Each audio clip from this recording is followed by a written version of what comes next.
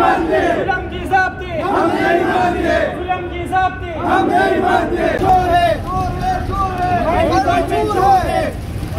نوم جنید آفرین خان دی او زه د سوات جیمز مرچنټس اسوسییشن صدر یم.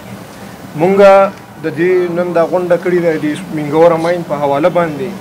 چې د دې په حواله باندې مونږ یو څو خبرې دا به کوو او خپل حکومت ته خپل ډپارټمنټ ته دوی ته به دا خبرې مخې ته راوړو.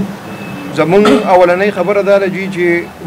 دا ماین چې کوم دی دا یو ټیکهدار ته حواله شو 10 سال مخکې چې د هغه ټوټل په 10 کروڑ او سلپاسه روپۍ وي چې هغه باندې دې ته حواله شو د 10 سالو دپاره او په 10 سالو کې چې کوم دی د دې انسټالمنټ کولو چې په یو کروڑ روپۍ کال کې چې کوم دی نو دا 10 کروڑ روپۍ ته پوره کړې وي او د ټیم چې کوم دی نو پوره شو. اوس د هغې 15 میاشتې وشوې د ټیم پوره شو. اوس چې د دې کم بیټ دی او کال ډیپازټ دی د دې کال ډیپازټ دی 10 کروڑ روپۍ چې یعنې کې 10 کروڑ روپۍ ته جمع کړي نو ته به هله اکشن ته کښېنې او 50 کروڑ روپۍ به د دې بولي شروع کېږي د 50 کروڑ روپو نه چې 50 کروڑ روپۍ نه بولي شروع شي دا به یا په 60 کروڑ په 70 کروڑ په 1 ارب روپۍ که دا ودرېدو تا ته به دا کان حواله کېږي. د دې پالیسي بدله کړې ده. اولنۍ خبره دا ده چې په 6 میاشتو کې به تا 80 کروڑ او 1 ارب روپۍ ته د کم ځای نه جمع کوې. مونږ د پوډرو کار نه دی کړی، مونږ د دقې زمرودو کار کړی، دې غر نه خوړلي دي او دا ټول مزدوران دقه شاندې ناست دي. دا کان بند دی، صرف د دې خبرې د لاسه بند دی چې د دې نه چا دې د نه څوک 10 کروڑ روپۍ جمع کړی، چا سره شته نه دونه روپۍ چې په 6 میاشتو کې به ته 1 ارب روپۍ حکومت ته جمع کوې. دا مونږ سره جواریانې خو نه دي کړي چې حکومت ته مونږ دا 1 ارب روپۍ جمع کوو. دویمه خبره دا ده په دې کې ایلیګل مایننګ روان دی. د دې 15 میاشتې وشوې ایلیګل مایننګ په دې کې روان دی، څوک تپوس یې نه کوي او زمونږ 15-16 زره مزدوران په دې کان کې لګیا او مزدوري به یې کوله او ځان له به خپل رزق پیدا کوو خپل بچو له. د هغې نه پس دا بیپاریان ټول چارچاپېره ولاړ دي، دا مارکېټ ټول بند دی. 15 میاشتو شو دو روپۍ نه ده ګټلي. د هر یو دفتر 1.5 لاک روپۍ خرچې دا دو د جیبه ورکوي. د کمې پورې به دو دا ورکوي. بله خبره دا ده چې په دې کې دو وایي چې د اورېدو خبره ده چې مونږ هغه کسان په کې لا اوس هم لګیا دي د بهر نه ول خلک راوستې په دې کې مایننګ کوي. یا خو که حکومت ته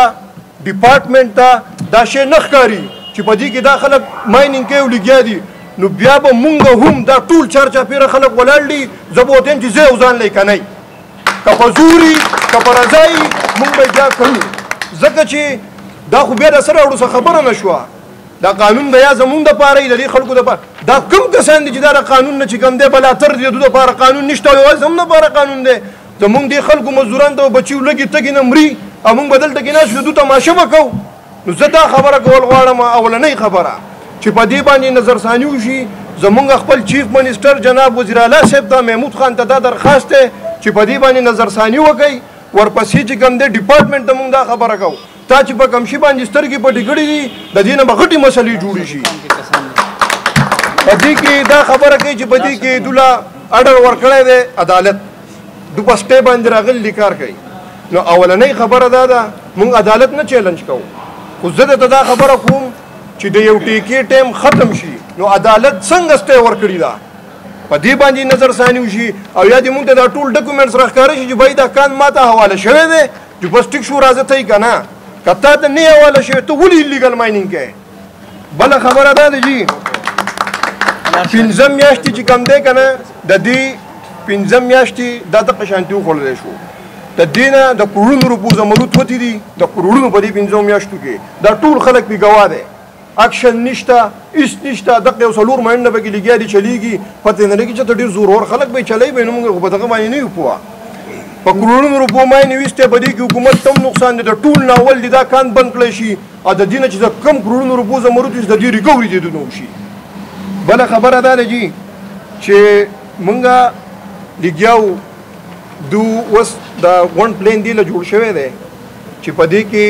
10 کروڑ روپۍ دی له کال ډیپازټ ښودی دی 50 کروڑ روپۍ دی له بیټ ښودی. د دې دا په دې په منځ کې شموزو ماینو دا د هغې اکشن 3 پیرې وشو. دې ته څوک کاغذ نه جمع کوي خو دا پلین د چا لپاره جوړ شوی که نه دا خو ظاهره خبره ده پلین د چا لپاره جوړ شوی دی چې یاره بای که دې له څوک رانلو کاغذ یې جمع نه کړو او څوک اکشن ته کې نه ناستل نو دا چې کوم دی په دې باندې به 20-30% سیوا کړو او تا ته به حواله کړو. ولې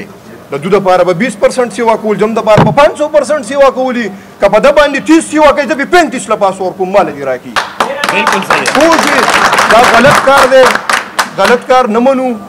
د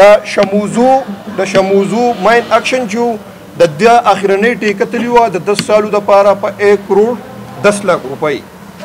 اوس چې د هغې اکشن و د هغې کال ډیپازټ چې و 11 لک 22 هزار و ټولو خلکو ته جمع کړل 1 کروڑ او 1 کروڑ 12 لک روپونه بیډ شروع شوی دا کان په 10 کروڑ روپۍ تللی دی دې له 11 کروڑ روپۍ بیډ کېدی د بیا 11 کروڑ روپونه مقابله کېږي او 1 کروڑ روپۍ چې کوم 1 کروڑ نه 2 کروڑ روپۍ دې له کال ډیپازټ کېدی خو باید تاسو دا شی اکشن د خو راوباسئ که نه تاسو خو چاله پلین جوړ کړی د هغه دپاره لګیایئ نو که دا چا دا سوچي دا مطلب وي چې په دې طریقه باندې موږ دا کام والو زما سره دې خلکو مرسته کړې ده او ما دا ځای راکړی زه به د دې حق پوره کوم چې زما په وجود کې د وینې یوه قطره وي که نه زه به د دې خلاف جنګېږم او د دې خلکو حق په دوله راوړم انشاءالله تعالی او بله خبره دا ده چې د غوربند ماین چې کوم دی د هغې پکې یو څو خبرې وي چې هغو اکشن نه کوي نو موږ بله ورځ اسلام آباد کې د هغې ټیکهدار سره مذاکرات کړلي سجاد او میا طارق شاه سره نو هغوی ویلي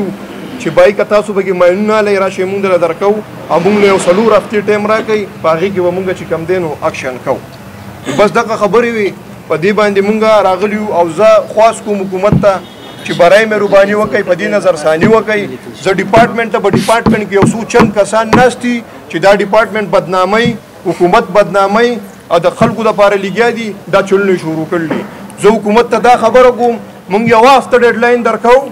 یوه هفته که په یوه هفته کې د دې تاسو څه حل راون نه ویستو نو که بیا هر څه چلو شو د دې ذموار د حکومت یو ډپارټمنټ